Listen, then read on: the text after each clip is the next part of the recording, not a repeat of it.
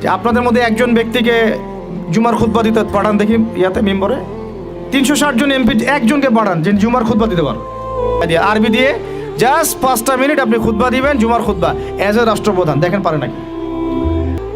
এই শিক্ষার বিভক্তিটা আমাদের মধ্যে ছিল না।